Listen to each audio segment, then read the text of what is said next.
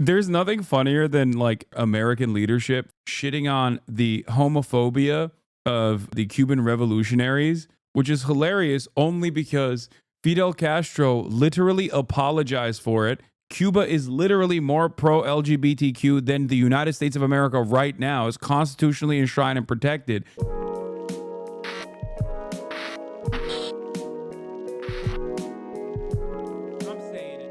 Here's a vid that'll really cool the hogs in the chat's head. Overzealots did a great video on Che in defense of Che Guevara, how the media lies to you. Ooh, Overzealots has just banger after banger, honestly. I'm putting the Che video in the bag. Search Che Guevara on YouTube. You'll be greeted with an overwhelming amount of videos calling him a murderer, psychopath, homophobe, racist, and so on. You're wearing a mass murderer t-shirt. He personally murdered or had murdered thousands of Cuban citizens. It's like walking around, again, with a Stalin t-shirt. There exists. I don't want to simp too hard for China. Human violations are a serious issue, but do you really think that separatism is something that you can deal with just improving social conditions? Not just improving social conditions, but if someone actually engages in an act of terror, then you prosecute them for the crimes that they've committed. You don't.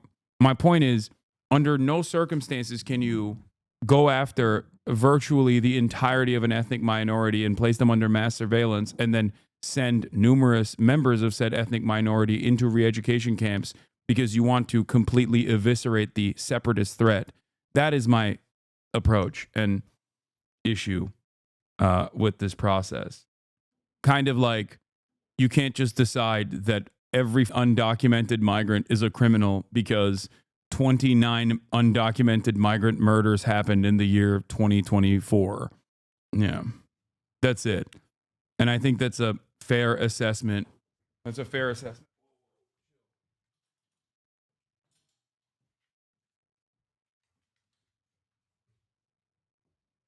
Taya, get back in there.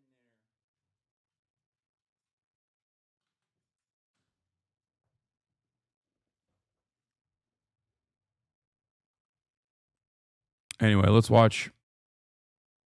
Exists very few well thought out rebuttals to these claims on this website. The videos on the screen right now are really good in my opinion, but they're unfortunately drowned out by the slander. I get a lot. Yeah, but migrant crime is completely made up. While there are East Turkestan flags being raised right now in Syria by the Friends of Liberal Al-Qaeda, yes, they are trained by the Turkish government. I am very familiar with the East Turkestan separatist movement. They are literally trained and armed by way of the CIA and my other country that I am from, Turkey. I know. I'm very aware of this. Okay? Once again, that is not a reason or an ample justification for mass surveillance, dragnet operations, and also, re-education camps. It's pre-crime. There's no justification for pre-crime. That's it. Bro, you're never getting into China, dog. Same shit Palestinians go through? No. It is not even remotely similar to the same shit Palestinians go through. I've long maintained the position that if Israel did what China did to Xinjiang, if Israel dealt with the Palestinian problem in the same way, they would be hailed as champions of international human rights in perpetuity. And I've said this before, 100%, if the Israeli government did what the Chinese government did in Xinjiang to the Palestinian population, literally every single Western outlet would be like, oh my God, have you ever seen a more moral nation? Have you ever seen, this is the most moral nation on the planet. No one has ever been more moral than the Israeli government.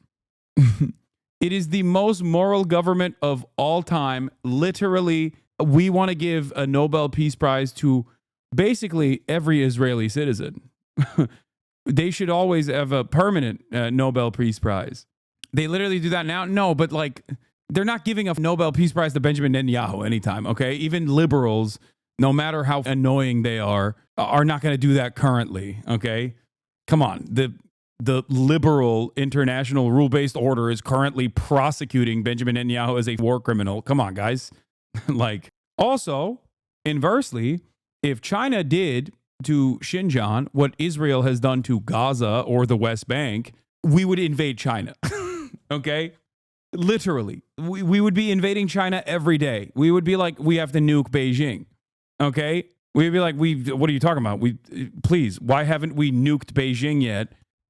We'd nuke Xinjiang too. We'd be like, nuke it all. Watch this be another bad prediction. I'm not making a prediction. So just understand how this double standard certainly exists in that process. A lot of comments from people who are curious as to why I keep a portrait of a supposed tyrannical mass-murdering bigot in my living room, especially since I emphasize democracy so much in my videos, and that's because he's not a mass murderer. Why aren't you mentioning how funny it is that West always act like they care about Muslims to begin with? Yeah. Wasn't that like some Chinese foreign minister who was like, Westerners don't care about Westerners, from what I've seen so far, don't particularly like the Chinese very much, and they don't particularly like the Muslims very much. But goddamn, they always talk about the Chinese Muslims. It's true. In fact, you'd be hard-pressed to find a single verifiable instance of him killing even one innocent person. The lack of knowledge when it comes to Che Guevara is evident. There are countless YouTube historians who can't even get the dude's birthday right, yet somehow feel the need to fill you in on the truth about Che Guevara. Ernesto Che Guevara was born June 14th, 1928 in Rosario. And he was a racist baby. Look at how racist his face is. I will not be looking into what he did for the second half of his life. Okay? That seems like a racist, violent baby. Rosario, Argentina. Yes, although Wikipedia will tell you that his birthday was June 14th, his actual birthday was a month earlier, on May 14th. We know this because the most acclaimed biography on Che, written by John Lee Anderson, explains how Che's own mother admitted this fact to an astrologer on the literal first page of the book. If you're gonna make a truth about Che Guevara video, don't you think you should at least skim what is considered to be one of the most significant pieces written about the man? I don't bring this up to be pedantic. Anderson is such an important journalist on the topic of Guevara that he is credited with literally helping to find Che's remains after 30 years. He might be worth the read. This may seem like a small detail I'm obsessing over, but it's emblematic of the greater lack of respect for this topic. So, in this video, I'll take the 3 big accusations levied against Guevara, that he was a mass murderer, racist, and a homophobe, and refute each claim. Was Che Guevara a murderer? Well, the good folks over at PragerU sure seem to think so. They also like to draw Che as though he was a brown person for some reason, even though he was a white dude with Irish and Spanish ancestry. I guess drawing the guy with a darker complexion while trying to paint him as a terrorist plays well with their conservative base. Anyway, for those unfamiliar with Guevara's story, he was born into a well-off family in Argentina with a fucking rich socialist. God damn it, dude. Thank God my goat Engels was never, he never actually would do the crime of being a wealthy person. a bad case of asthma. He was very Fake socialist, god damn it, piece of shit, hypocrite, fuck. bright, and he studied to become a doctor. When he was in his early 20s, he and his friend decided to go on a trip from Argentina all the way up to North America so they could experience the world around them. On this trip, Che saw the immense suffering and poverty in Latin America, and he understood the culprit to be US corporations and imperialism that looted the lands and marginalized the indigenous peoples. He even witnessed the US-led overthrow of democratic... Yeah, hopefully Castro didn't have like wealthy parents or anything, because that would be really, that would make me extra mad about these hypocritical socialists. elected Guatemalan president, Jacobo Arbenz, because American corporations wanted to continue expropriating Guatemalan land and fruit. This trip radicalized Che and ultimately led to his involvement in the overthrow of the US-backed Cuban dictator Fulgencio Batista in 1959. A good guy. He's going to say he's a good guy, right? Batista, he's our guy. He was our good guy. I sure hope he does an accurate depiction of events here.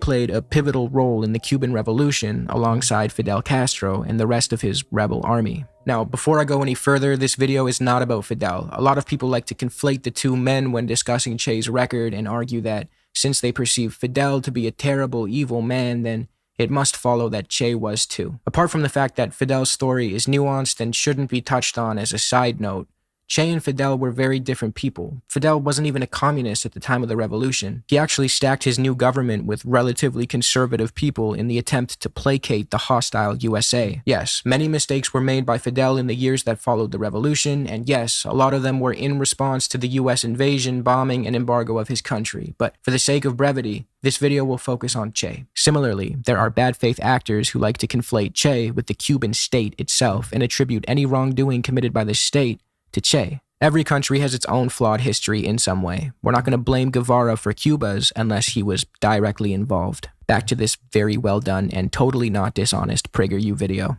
As you can see, they are kind enough to link us to a source document which I happily clicked through in the hopes of finding some new and damning information on Che. As I dealt with the source material and tried to— I love PragerU taking the time out of like 17 videos about how black people ain't shit, black people deserve less, and that if you think black people, deserve equal rights, you also ain't shit, to turn around and be like, Che Guevara, I'll have you know, had some really famous choice words about the laziness of black people, which we agree with, by the way, all the time right now in 2025, even though please don't look into what Che Guevara did for the remainder of his life, okay, post-revolution. It's such a funny thing for PragerU to be like, yeah, Che Guevara was racist against black people. Like, what are you trying to hype him up to the PragerU audience? Anyway. To trace the claims back to their original sources, it did not take me long before I arrived at— Yeah, also, if Che was actually racist, conservatives would love him. Exactly. And not only that, I mean, that goes for everyone that conservatives claim, or even liberals sometimes claim, are maintaining reactionary, problematic statements. Like, I can see your other posts, dipshit. The f do you mean you're calling Che Guevara a racist? At cubaarchive.org. If you've ever had a conversation with someone set on convincing you that Che was a mass murderer, they might have told you to check out this site. I know a lot of op-eds on the topic like to use Cuba Archive as a source, like this HuffPost article. Researchers have documented 216 victims of Che Guevara in Cuba from 1957 to 1959. Wow, I gotta check this out. Oh nice, an Error 404 page. That's some good-ass journalism right there. In almost every slanderous article or blog post I read on the topic of Guevara, any definitive claim that Che killed X amount of people would redirect me to Cuba Archive, specifically this 404 error page. Now, this is bro, when the USAID funding dries up. obviously a dead end. The page was taken down for some reason, probably due to blatant dishonesty, but as I researched this topic further, I'm almost certain that this page is the one being debunked in a 4-year-old video by a YouTuber called Bad Empanada, where he goes in depth on the topic and does a really good job highlighting how dishonest Cuba Archive can be. I definitely recommend you check it out if you want more on this topic. As of 2025, Cuba Archive is still home to a database that lists the names and cases of people who died or disappeared under both Batista and Castro. Do you not bring up the decimation of Uyghur culture and heritage because it doesn't fit well into your China Glaze narrative? Interesting fact-picking coward. Go back and watch any number of different videos that I've covered on this subject matter from many years ago, and you will hear that I have talked about it, which is why I think it's appropriate to consider it a cultural genocide, as they basically commodified and turned Uyghur culture into a tourism destination. You've also been subscribed to me for 13 months, so I think you've definitely seen me talk about this before. I don't know, like, there's no point that where I have ever considered what the Chinese government's handlings of Xinjiang to be appropriate. I don't know why people still keep pointing to this. It's like one of those statements that just like never goes away for some reason. I genuinely don't understand it. Like, is it attention that you're seeking? What is happening? Is that what it is? Like, what the will you now say, oh, my mistake, I didn't realize you had talked about it? Yeah, it's exactly like West Bank. Okay. Yeah, definitely. That's why there's a genuine freedom of freedom of movement restriction to this day. The f do you mean it's exactly like West Bank? What kind of delusional bullshit is this, dude? Shut the f up. It is incredibly disrespectful to a 76-year apartheid. Like, what are you saying? What the f are you saying? Yeah. Yeah, that's the only thing they did in the West Bank, right? They just bulldozed buildings and banned books, right? That's what they did, famously. Why are you downplaying what is happening under the? First of all, I've literally had people press me IRL in the exact way Chatter is pressing you for saying China good. I'm not even saying China good. I'm just saying there's good things that China has done, but goddamn.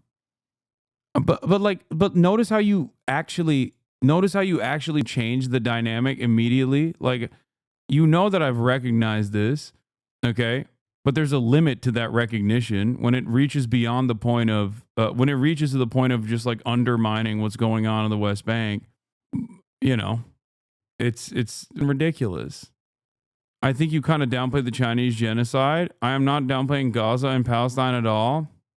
That comparison that you're making is literally downplaying it. Okay?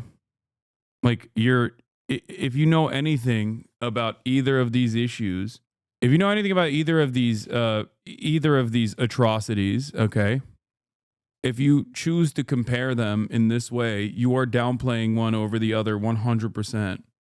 Especially because you also come to the recognition that it's fine now. Is it fine now in the West Bank?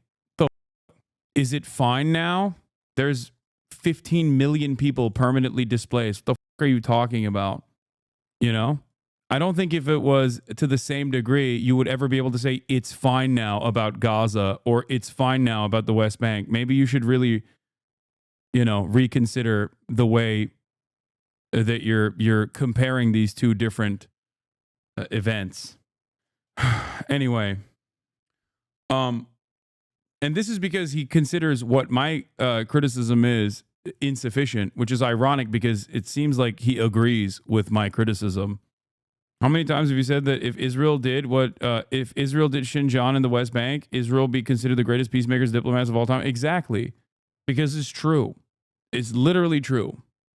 If you could say it's fine now, Palestinians have complete freedom of movement and a say in the process of their own local governance, for example, yes, it would be considered the greatest peacekeeping achievement of all time by every Western superpower. They would never shut the fuck up about it. Anyway, imagine if Israel discovered a cure for cancer, but people refuse to get it because Israel is doing a genocide. You can talk about good things while acknowledging the bad things. No, Israel has done nothing good for the world. No, I mean, I've even talked about Israel revitalizing in its nationalist project, revitalizing the Hebrew language as a overall benefit. There's plenty of things that would be considered. Incredible achievements that Israel has done if it wasn't done at the behest of a settler colonial enterprise that engaged in mass displacement and genocide and ethnic cleansing and apartheid for 76 years. These are things that I also recognize and openly talk about. Anyway, I mean, I've been in the process myself against the war in the past year. I don't need a lecture on the horrors of Palestinian apartheid and genocide. Okay, well, I'm glad that you... Okay, but you always claimed that it was such a peaceful re-education. I've literally never said that. I've never said that it was a peaceful re-education. Now you're just making stuff up because I think you feel embarrassed because you also recognize that your statement was wrong and you're just desperately grabbing onto whatever criticism you can. It's okay. It's all right to have disagreements. It's all right to misunderstand people from time to time. I'm trying to be as gracious as possible here. So what the f is going on here? I think chatters wish you would denounce the Chinese as strongly as you do the Israelis, since they're just as bad. There is no world where I'm saying the opposite of that, okay? And I'm not talking about Israeli citizens anyway. I'm talking about the Israeli government, okay? And its apartheid structure. There is no world. I'm saying the opposite of what you are saying. If you think that the Chinese unjustifiable, the CCP killed 100 million people. Okay, shut the fuck up, dumbass. Ridiculous.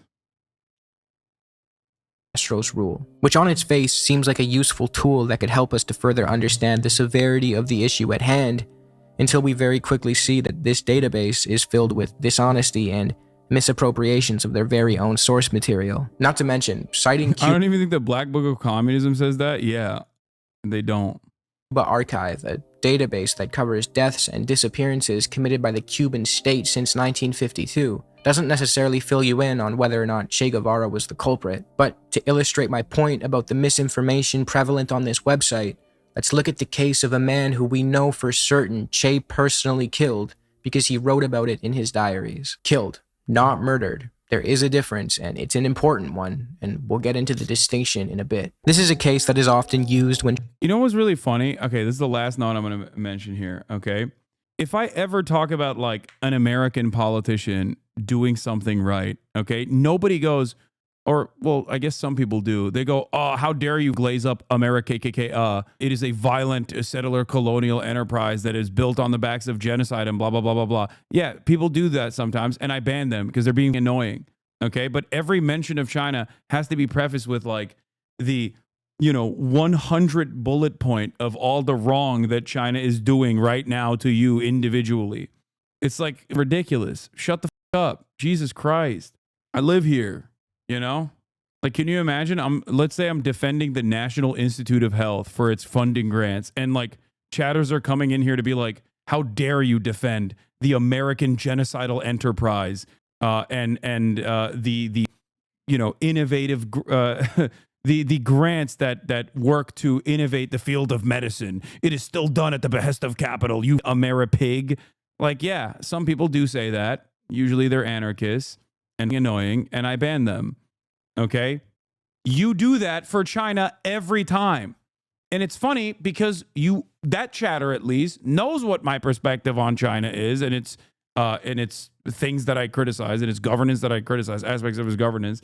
And he's still like, why doesn't the ICC prosecute Xi Jinping? I don't know. Take it up with the ICC, dumbass. Why doesn't the ICC prosecute American leadership? I don't know. Maybe because they don't got smoke like that. This is the first time that they've actually dared to go after a Western-backed leader, and you're over here being like, why don't they go after China too? I don't know. Maybe because I explained it to you already. If Benjamin Netanyahu was doing CCP shit to the Palestinians, the ICC would not be going after him. The Nobel Committee would be going after him to find where he is, to suck his dick. This guy called me sand monkey. Nice. Nice. I remember when this was a left-leaning Democrat broadcast. Yeah. Pulled out the old one. Right up there with, you have sex with goats. You sand monkey, don't you know? You sand monkey, don't you know Muslims are oppressed in China?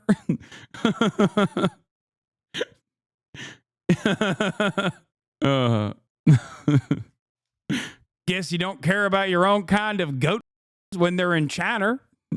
Yeah, that's right. Remember the prophet?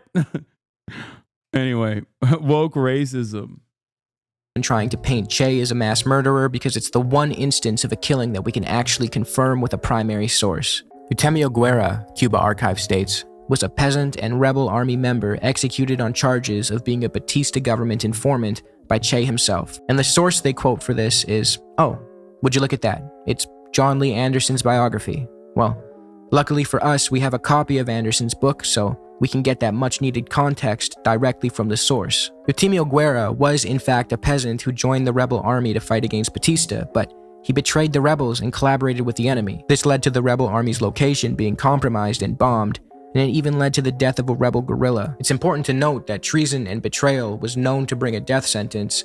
That much was made clear before joining the rebels. When Eutemio was captured by the rebels, they found an army-safe conduct pass bearing his name and proving he collaborated with the enemy. Eutemio didn't... I can't believe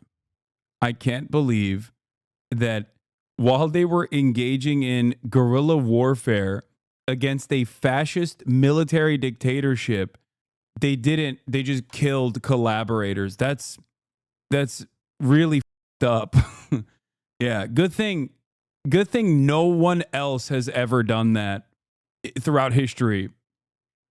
Didn't even try to ask for clemency because he was well aware of his crimes and he knew that the punishment for treachery was death. Eutemio got down on his knees, asking that he be shot to have it over with. Now, Instead of just brazenly executing him on the spot the way a mass murderer would have no problem doing, Che and the rebels conducted a makeshift trial for Eutimio. They were in the middle of a guerrilla war, so they had to make do with what they could, but he was given a trial nonetheless. Even Cuba Archive nonchalantly admits this. Fidel ultimately gave the order to execute the man who betrayed the army and led to the death of a fellow rebel, and Che, only after seeing that nobody else wanted to carry out the execution, did so. Now you tell me if that constitutes murder. Murder is a legal term encompassing the unlawful killing of an innocent person. This is obviously a tragic story, but murder is not the appropriate word to use. Otherwise, we would have to turn to other nations like the US, who also consider treason to be punishable by death and consider that practice to be murderous. Americans gained independence by throwing tea into the water or something, and then the English left? Yeah,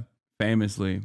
Well, it's very clear that a lot of nuance is stripped away from this case if you just read the Cuba Archive page on it. Like I said, Che's detractors like to publicize the story of Eutimio Guevara because it's the only confirmed case of Che personally killing someone. Like this hit piece written by Alvaro Vargas Llosa that The reads, killing machine. Che Guevara from communist firebrand to capitalist brand. Oh my God. Whenever I see the oldest tricks in the book still being utilized over and over again, and not even for like revolutionary figures at this point, but even someone who's like a dipshit Twitch streamer like myself, it's just, I can't help but laugh. You know what I mean? It's like I got no emotion, man. Why are you yelling at me? You know? Why the f are you yelling at me? I'm not a revolutionary figure, you know? And it's always like, dude, you don't understand. Like you're a rich socialist. You rich socialist? It's hypocritical. Guevara shot Eutimio Guevara because he suspected him of passing on information. We can see that the author is using vague language here to make Che seem unreasonable. Llosa leaves out the fact that the rebels found an Army Safe Conduct Pass proving definitively that Eutimio was guilty. Little tricks like this are played all over Cuba Archive's database as well. To really drive this home, Guevara betrayed the rebels, colluded with the enemy in a way that led to the death of a rebel guerrilla, was captured, admitted his wrongdoings, asked for death, was given a trial, and was executed for treason.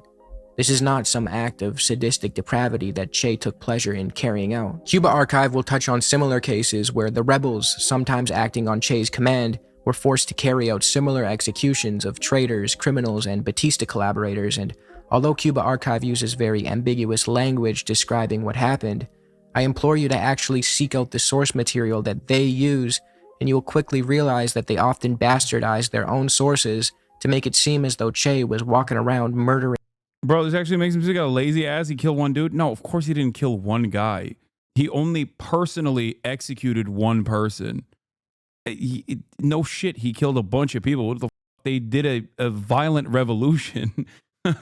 I'm saying that, like, they make it seem like he was just lining motherfuckers up and just doming them left and right. Innocent people. He was a Victims, combatant. if you could even call them that, were often murderers and torturers of peasants, enemy combatants, or traitors who collaborated with the enemy and compromised the rebels, which would bring a death sentence in the US as well. It's sad to see Che's detractors hyper-focus on such shoddy evidence regarding his supposed mass murder sprees when we have verifiable instances of his work in establishing hospitals, administering medical aid to people, teaching people how to read and write in the effort to combat illiteracy, being an outspoken critic of horrific regimes like that of apartheid South Africa, which we'll get into later in this video when discussing his supposed racism, and more. I hope he didn't train armed combatants to go up against colonial power. That would be really bad. That would be, But for now, let's move on to the main point of contention even for those who more paint on the murder line, dude. Che as a mass murderer. His work overseeing the Cuban tribunals after the Batista regime fell. After the revolution was won and the dictator Fulgencio Batista fled the country, a lot of Batista's army men, police, and collaborators remained in Cuba, and like any other war criminals, needed to be tried in tribunals. It's important to note that Batista's rule was genuinely brutal. His forces were guilty of acts so depraved that I can't even mention them in this video. He treated the Cuban population horrendously, with atrocities ranging from torture to mutilation to mass murder. CIA records confirm this and, surprisingly, juxtapose Batista's tyrannical rule with Castro's comparatively sensible one. Quote, "The large-scale campaigns of murders and terrorism characteristic of the last years of the Batista regime have not occurred during the Castro regime." Again, this is not me playing defense for any atrocities that may have occurred under Castro. It just feels like it would be relevant to share what the CIA was saying at the time. It is funny how Cuba had an actual mass murdering despot at its helm for so many years, yet conservative media rarely brings it up. Castro put Che in charge of trying the war criminals, rapists, murderers, and torturers from the Batista regime. This entailed Che going over their cases and issuing a sentence. This could be compared to any other tribunal. In Che's case, suspected war criminals were brought to La Cabana, a fortress he used as a headquarters and military prison. Those suspected of atrocities, often involving the torture of peasants, sexual abuses, and murders, had their cases looked over by Che and other members tasked with presiding over the tribunals. His work at this fortress has earned Che the nickname, the Butcher of La Cabana, by those who like to misrepresent his legacy and paint him as a careless mass murderer who killed everyone who was brought to him.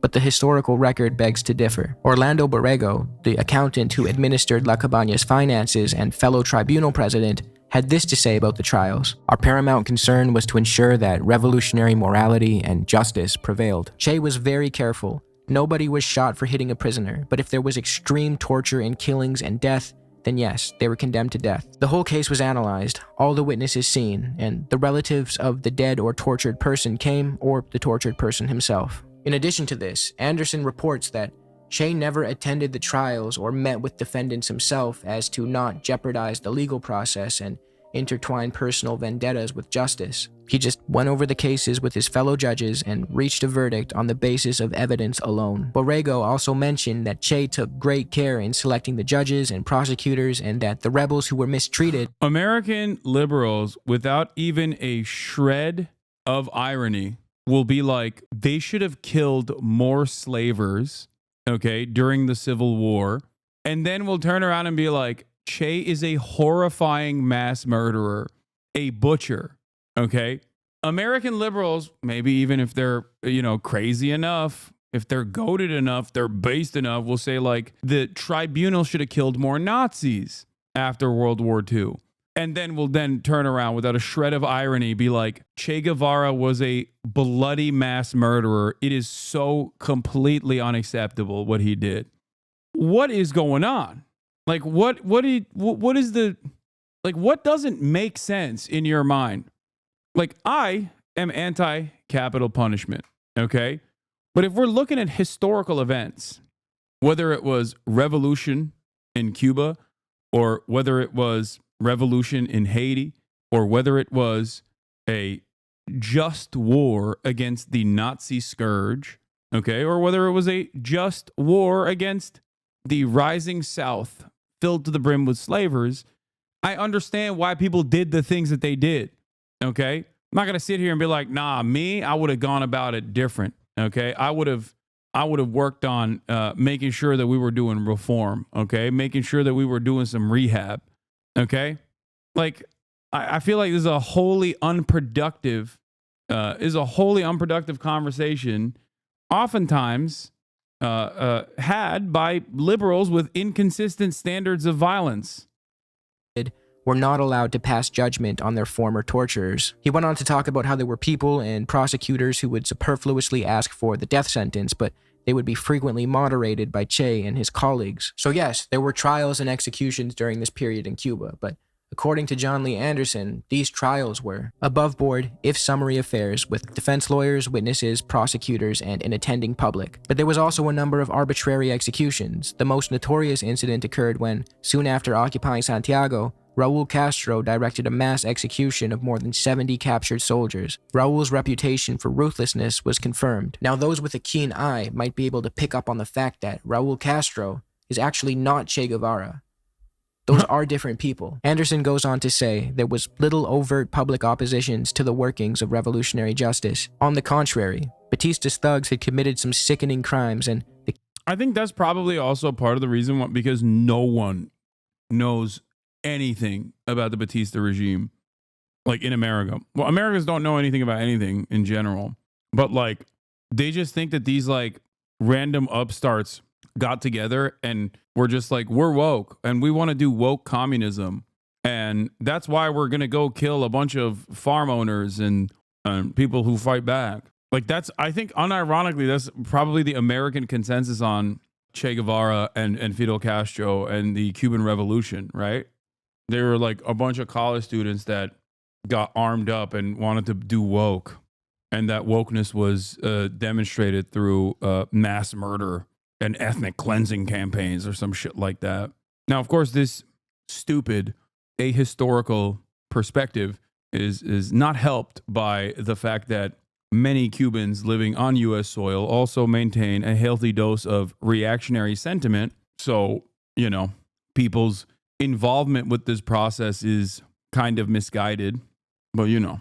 The Cuban public was in a lynching mood. Che warned his judges to be scrupulous about weighing the evidence in each case so as not to give the revolution's enemies additional ammunition, but the trials had to continue if Cuba's revolution was to be secure. In a book by Paco Ignacio Taibo called Guevara, also known as Che, Taibo says this about the trials. Without a doubt, Che was in favor of the summary trials, but the tales woven by Cuban exiles, in which he was the butcher of La Cabana presiding over most of the shootings in Havana, are flights of fantasy. Revolutionary Tribunals number 1 and number 2 did sit at La Cabana, the first trying policemen and soldiers, the second, which did not pass death sentences, trying civilians. I really want to emphasize that. The tribunals tasked with dishing out civilian sentences did not condemn non-combatants to death. Che sent many people, even the innocent, to their deaths. Now, before you accuse me of using evil Marxist sources, Taibo's book was cited as a source on that Cuba archive entry on Guero that we covered earlier. I'm using the same sources used by a website dead set on framing Che as the devil. To add to this, in a forum with PBS, John Lee Anderson said, "I have yet to find a single credible source pointing to the case where Che executed an innocent. Those persons executed by Guevara or on his orders were condemned for the usual crimes punishable by death." I'm a first-gen Cuban American, and for years I grew up listening to older family, friends, and coworkers that would claim witnessing atrocities Che committed. It's been hard to shake off all those sentiments. Here, I'll give you a great example of this, okay? Robert Menendez, also known as New Jersey Senator Robert Menendez, a openly corrupt American Democratic Party senator. Robert Menendez is of Cuban descent. And when he was caught with gold bars in his home, Robert Menendez, also known as Gold Bar Bob, in this pay for play scheme that he engaged in with halal meat distributors from Egypt. Okay, Robert Menendez claimed that he actually had this epigenetic memory because his family had escaped the communist Cuban regime with, you know, gold items that they had in their possession before the violent genocidal communists got to them. And that's why he, you know, had this fear, and that's why he maintained these gold bars. Okay? Robert Menendez's family did not escape the Castro regime. They escaped under the Batista regime. They escaped to the United States of America, escaping Batista. So why is it that a former American Cuban senator is lying about his background like this? That, I think, plays a pretty decent, that plays a good role in understanding the mindset of a lot of Cuban Americans. Similar process to Marco Rubio's family, I believe. I think a lot of American Cubans, just maybe due to like collective hysteria or due to like the initial people that escaped Cuba being of the kind that was collaborating with Batista's regime, have developed this alternative perspective on the history of Cuba. Not all Cubans that came from Cuba were landowners, like wealthy landowners, by the way. I'm not saying that at all. But I think even those who very clearly fled Cuba to escape the grips of the genocidal, actually fascist Batista regime, still maintain this position because of, I don't know, maybe collective hysteria, maybe wanting to feel a sense of belonging. You know what I mean? I don't know what it is. But understand that if you're first generation, second generation, third generation Vietnamese, okay, or first generation, second generation, third generation Chinese, or Afghan, even. Well, it's a little different right now because the war on terror is still going on. War on terror. Understand that a lot of your Iranian diaspora, a lot of your immediate family members, many of them came to the United States of America because they agreed with the United States of America's actions. Okay? That's it. And the same goes for Cubans, and the same goes for Venezuelans. A lot of people that come here often come here because they were collaborating with the people here. Not every single one, but a big chunk of people are coming here on that tip. So, of course, they're going to have a tremendous amount of resentment towards the country that they fled. All right? Now, once again, and I repeat, not every single person is like this. I'm just saying that that's why there is oftentimes in diaspora populations this like cultural attitude that does not reflect the broader popular sentiment of the country that they're speaking about. You know? That's it. Death at times of war or in its aftermath. Desertion, treason. Yeah, there's also shame, reading the room, wanting to fit in, wanting to not be victim to hate crimes, you know, and playing ball. Exactly. They knew that they couldn't just shout out about how they had to leave because they were collaborating with a heinous government. Or that's it. Are there not American expats with similar stories conversely? I think, ironically, there are some, even though American brain rot, given America's global hegemonic superpower status, is so pervasive that it spans across the entire globe. That's why you have, like, white American dudes with, like, Chinese wives and shit who still shit on China and make YouTube videos about China's going to collapse any day now. But, yeah, there's a history of defectors to the DPRK or a history of people that like literally leave America to go and live in the USSR as well. It's just not as common. But Iran's government is actually shit. All Iranians agree on that. Yes, I'm not talking about that. Like this is not about. I'm not defending the Iranian government at all. I'm simply stating that initially the people that come here are brought here by the American government, and many of them are very pro-America. And we're not even talking about current day Iran anyway in that situation. There's also the diaspora tending to be wealthier and coming from wealthier backgrounds. That's true as well. I mean, I myself am literally a living, breathing example of this. When you meet people in the United States of America that come from especially like a poor country, how the do you think they got here? You know how rich you got to be able to leave a poor country and come to the United States of America legally? Are you kidding me? You think this stupid ass, racist ass country allows you to enter it if you're not guapped up, if you're not caked up? Let me tell you, that's not the case, okay? Or crimes such as rape. Anyway, let's continue. Torture or murder. I should add that my research spanned 5 years and included anti-Castro Cubans among the Cuban-American exile community in Miami and elsewhere. From what we can tell, Che was far from a careless murderer. He actually seemed to be very cognizant and fair. This is not to say that he was a perfect man who did everything right with no room for improvement. I'm not trying to glaze too close to the sun, but these were incredibly stressful and unique conditions, and the evidence supporting the claim that Che was a ruthless and bloodthirsty murderer is weak. Was Che racist? Another claim that is often levied against Che is that he was a bigot. This is often used as a gotcha by conservatives who like to point out what they perceive to be the hypocrisy of left-leaning people celebrating a supposed bigot.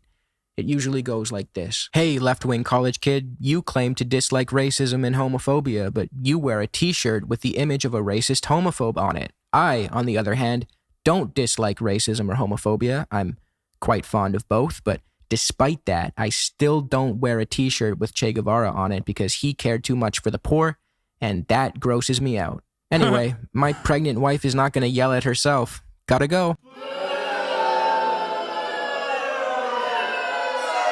In all seriousness, there are some accusations of bigotry that can be fair. Lamau, this is giving Palestinians Palestinians are too homophobic. That's cringe shit. Yeah, I know. It's so stupid. Fairly levied at Che. So let's take a closer look. starting with the accusation that he was a racist. There are many fake quotes that are wrongfully attributed to Che in the attempt to paint him as a racist, one of which goes, "We're going to do for black people exactly what they did for the revolution," by which I mean nothing. This quote, while damning and definitely racist, can't be definitively traced back to Guevara. It's circulated heavily by Cuban-American conservatives like Humberto Fontava, holy f***, I killed that pronunciation, I think, who regularly spews outright falsehoods like Che helped to herd gay people into forced labor camps, which we will debunk later in this video. And Fontava is the source of this banger of a quote. There's nothing funnier than like anyone who is anywhere near American leadership for decades shitting on the homophobia of the Cuban revolutionaries, which is hilarious only because Fidel Castro literally apologized for it. Cuba is literally more pro-LGBTQ than the United States of America right now. It's constitutionally enshrined and protected. And also, Fidel Castro apologized for it like years before America even decided that gay people could get married or get legal recognition. That's why it's so funny when Americans are like, dude, you don't understand. They were doing so much. They were doing twerk camps. The lily-white Che Guevara and Fidel Castro overthrew the mixed-raced Batista. Is bro trying to imply that Batista's mass murder campaigns were okay because he was mixed race? He's woke. What kind of identity politics? DEI. He's a DEI dictator. What bullshit is this? I refer you back to the CIA document about Batista's brutality. Also, I have a hard time believing that Fontava gives any semblance of a about racism, considering he collaborated with Bill O'Reilly, who made a litany of unsavory comments regarding race. Fontava also authored a book about Che, and it's genuinely insane. It's just a really bitter, incoherent polemic that author Rolf Potts referred to as slightly schizophrenic. The Fox article from which I pulled these Fontava quotes also can't make up its mind on whether or not Che was a racist. Right here it says, many of the people Che was sending to the firing squad were members of Batista's army, and these disproportionately tended to be black and mixed race. Batista himself was mixed race. And then literally 3 lines later it says, Guevara also at times, however, called for more black people to be represented in institutions and had black fighters under his command. That's also bad because he was doing DEI. I'm going to hit it from every angle, okay? Yeah, Che Guevara, bad because he's racist, but also I'm a racist. So now I think Che Guevara is, I don't want to think too kindly of him. So I'm going to say, no, he was also doing DEI because he called for black people to be represented in institutions. Yeah, saying the Cuban Revolution was also racist is hilarious, but that's besides the point. What are we doing here, guys? However, there is a genuinely racist quote that was written by Che, and it is worth talking about. True. Remember how I mentioned that Che was born in a well-off... Okay, I'm just going to say one thing, okay, before we get to this quote, because I know what it is, okay? Your Honor, my client, Che Guevara, is Argentinian.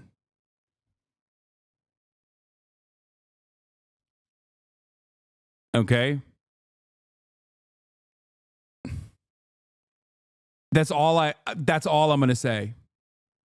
He's Argentinian. He's Argentinian. That's it. I mean, come on.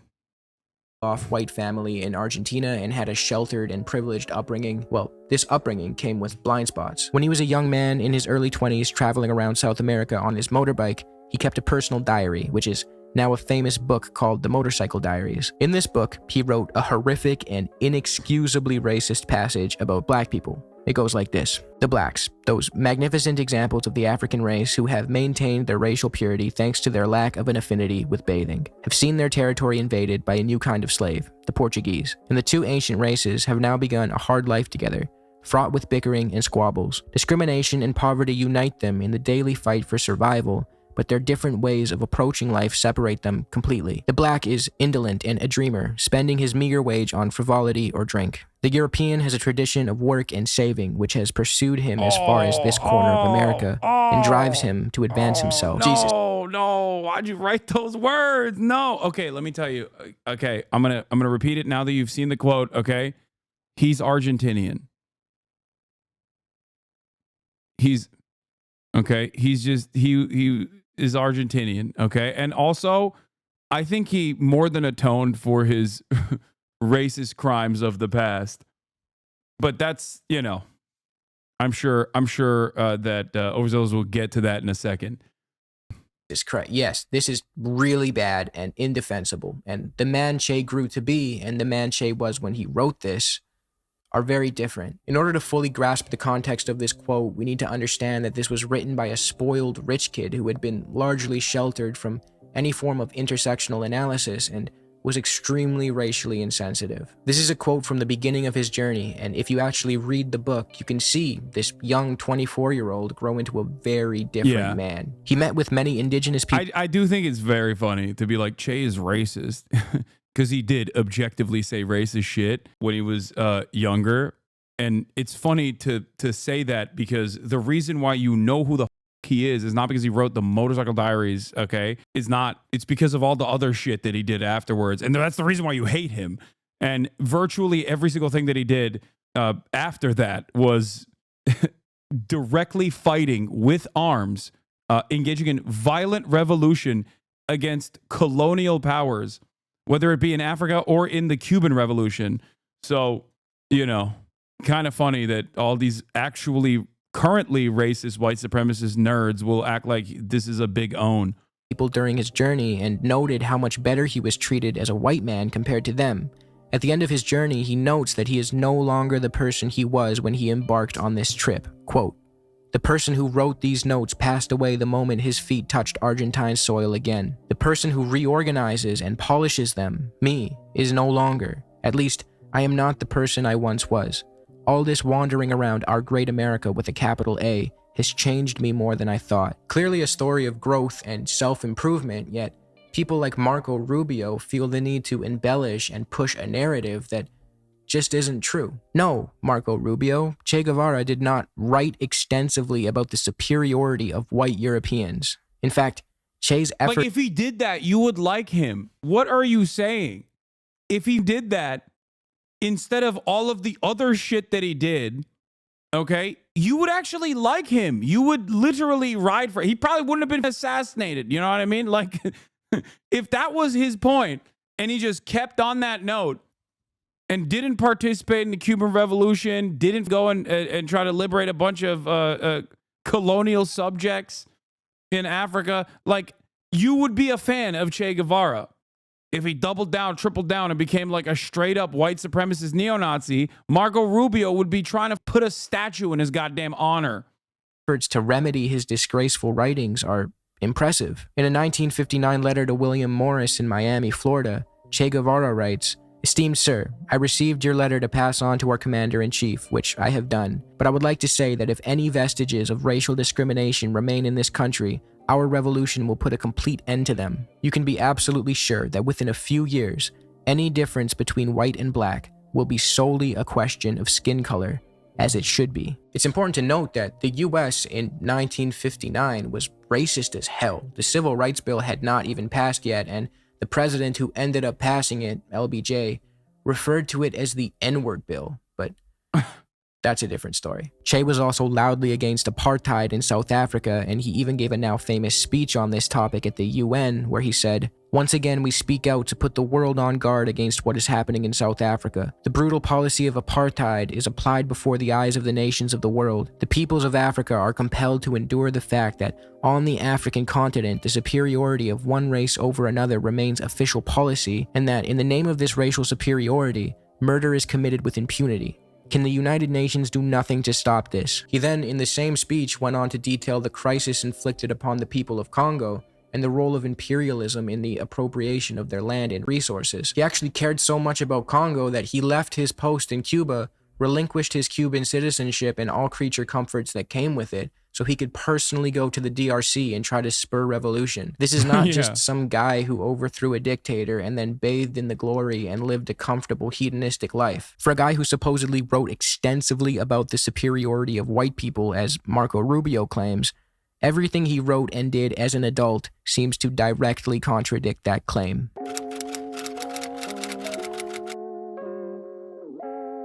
Was Che homophobic? Similarly to his distasteful comments in regards to race, a young Che Guevara could also be quoted making a definitely homophobic remark about a gay person. He referred to a man as a pervert and then followed up the quote by saying, "Apart from being a homosexual, he had been very nice to us." Yeah, really bad, indefensible, and just like his racist remarks that we touched on earlier, he said this as a young, sheltered rich kid in the 1950s, and then he grew up. But see, if the conversation started and ended there, I would have no problem conceding the point that Che had said some homophobic shit. He is, after all, just a man, but oh yeah, let's see you that's not what defend his this one. detractors. Easy, Your Honor. He's hot. Also, not only is that very important, but also who the wasn't homophobic at that time? What are we talking about, dude? Are you crazy? Like what? Like the people that say Che Guevara was homophobic are homophobic now. Please. And also, once again, it's just like it's silly shit. Canceling Che Guevara because he's homophobic. They go on to say that he rounded up gay people and forced them into concentration camps. Your Honor, he's also Argentinian, and everybody knows Latin American men are very gay coded. So I am not a gay man myself, but I will say, I assume that the gays in this chat would give him the pass. After the Cuban Revolution, some dishonest actors go as far as to claim that he murdered people for being gay. Che Guevara executed gays, right? This is a guy, if when you wear a Che Guevara shirt, you're wearing a Hitler who was less successful in being charismatic and duping people. Now, oh, God, I'm just, honestly, I'm just glad this fell off, dude. I like actually he was such a rapacious scumbag. Oh my God. Oh, thank God I don't have to ever hear his voice ever again.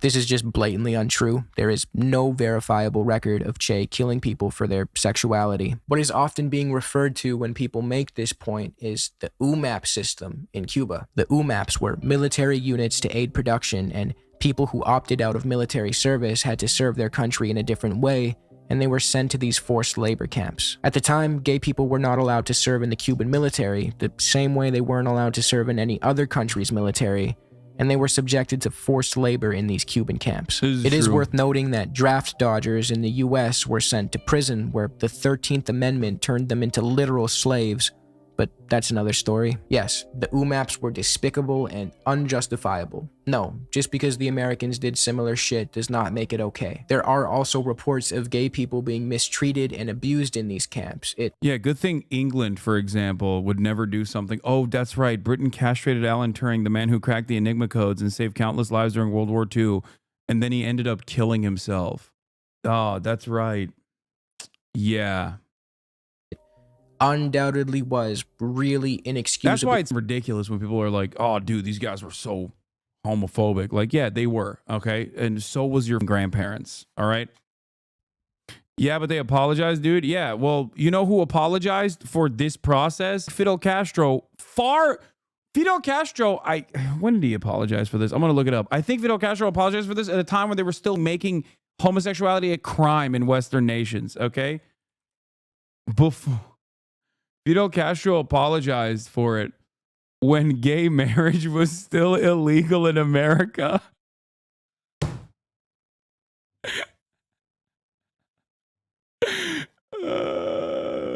Okay. Yeah. Also, to this day, for the record, just so you understand, Cuba has a better constitutional protections for LGBTQ people than we do. Yeah. Fidel Castro took blame for a wave of homophobia launched by his revolutionary government in the 1960s, but said it happened because he was distracted by other problems in an interview published on Tuesday in a Mexican newspaper. Former Cuban president told La Jornada the persecution of gays who were rounded up at the time as a supposed counter-revolutionaries and placed in forced labor camps was a great injustice that arose from the island's history of discrimination against homosexuals. Yes, they do. It is Cuba has notoriously been one of the most progressive in terms of LGBTQ rights. There was a 2022 Cuban Family Code referendum. There's legal recognition to the right of marriage. Yeah. On Monday, what is this? Oh, it skips other shit. In those moments, I was not able to deal with the matter of homosexuals. I found myself immersed principally in the crisis of October, Cuban Missile Crisis, and the war, and policy questions. Official persecution of gays continued in the 1970s before homosexual acts were decriminalized in 1979. Today, Cuba's medical service provides free sex change operations. This article is from 2010. Fidel Castro publicly apologized for it in, I think, like 2008 or something. Okay? And they had sex change operations. I don't know exactly when. But Cuba only allowed same-sex marriage since 2022? No, they constitutionally enshrined it in 2022. But before then, I'm fairly certain that like the Cuban attitude towards, and it's not just gay marriage either. Also, we're having a conversation right now in 2025 where American politicians are salivating about how more creative ways of killing trans people. So, you know, are you pro-sex operations is so dangerous regardless of your views? Pro-sex operations.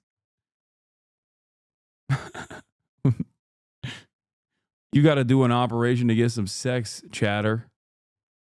Yes, I'm pro-sex. Bad considering Fidel Castro felt the need to issue an apology for this dark period in Cuban history, saying, "If anyone is responsible, it's me." The dreaded UMAP system ran from November 1965 to July of 1968. 3 years too long, if you ask me. But again, this video is not about the Cuban state. It's about Che Guevara. So what was he doing during this time? Oh yeah, he was in Congo. In April of 1965, Che... You need to adjust your mic sensitivity because we can hear you beefing out your crusted gamer hole. What the fuck are you saying? What does that even mean? Relinquished his Cuban citizenship and left the country to spread revolution abroad.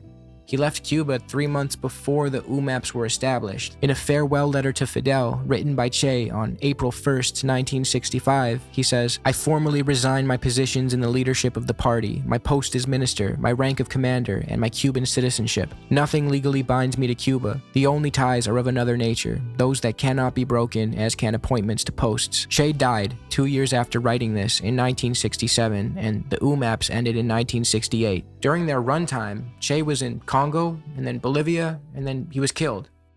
He had nothing to do with them. Now, could Che have done more to stick up for LGBT rights in Cuba, especially during a period of machismo and ignorance towards gay people? Yeah, I'm sure he could have, and that would have been cool as fuck. But again, this was the 1960s. That doesn't make it right. Homophobia was never right, but apart from a single homophobic passage written when he was in his early 20s, he was 24. Che was not this raging homophobe who rounded up gay people and threw them into camps or killed them. That just isn't true. In summary, in his youth, Che wrote racist and homophobic. This is a really important lesson. Okay? This is a really important lesson in never posting, especially if you're a leftist, because anything you ever say, they clip chimp motherfuckers, dude. They clip chimp motherfuckers in perpetuity, okay? They'll do this to you literally like half of a century later. They'll still be like running the hits. It is so crazy. To this day, this dude is getting clip chimped for his old takes. It's wild, man. What have we learned today? We learned that the biggest crime of all time is being a leftist, okay? That's it. That's the number one crime. Nothing else. Nothing else comes anywhere near that crime. And it is the absolute worst crime of all. Okay? Hasan Reactions, one of the best ones in the React channel.